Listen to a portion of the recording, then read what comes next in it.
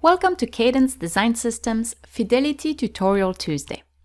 Today, we will speed up the post-processing of your unstructured meshes by taking advantage of the automatic mesh analysis script, which is available in the installation folder of Fidelity 2023.2 and newer versions. Since version 2023.2, multiple Python scripts are available in the installation folder. On Windows, they are located under _python_scripts. The automatic mesh analysis script is located in the folder called onSelection because it will be applied on a selected mesh setup in the Fidelity mesh context. This script runs a fast analysis of the selected unstructured Hexpress mesh and creates a log file with the mesh quality statistics. In addition, we can activate some settings to output mesh pictures, mesh quality ranges, and histograms, and a video of the mesh on a cutting plane moving through the geometry.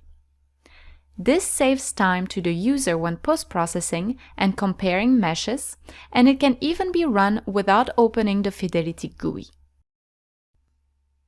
Here, I have opened a Fidelity project with an unstructured mesh already generated. I have also copied the script to the same directory for ease of access. In the user input section of the script, let's deactivate the video for now, activate the pictures while hiding the external domain boundaries, and activate the cell range analysis and histogram. Then, in the Fidelity GUI, let's click on the upper left corner dots and select Run Python Script, then select the script.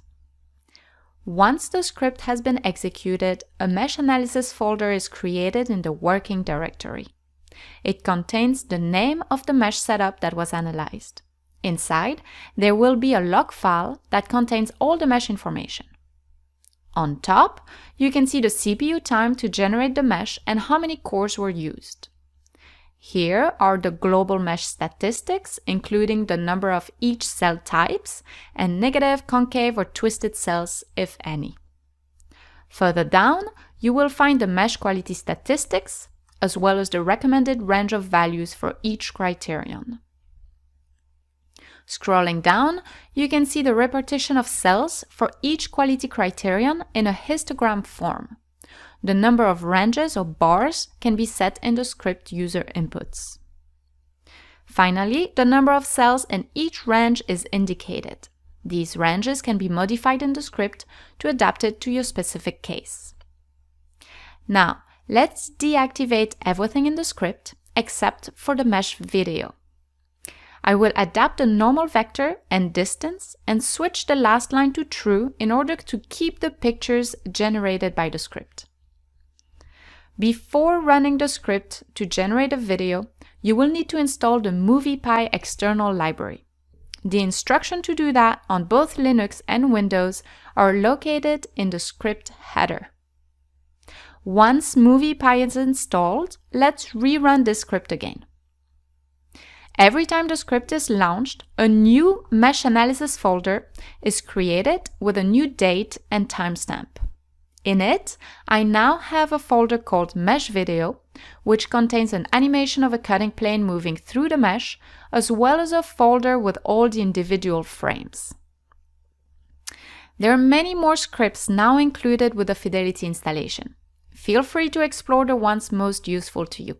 They are all described in the documentation, for which a link is included in the description of this video. Thank you for watching. If you like this video, be sure to click the thumbs up button to subscribe to our channel for more upcoming videos like this. If you have any questions or suggestions for future videos, please drop us a line down below or connect with us on LinkedIn, which is linked in the description. Thank you all and have a great Tuesday.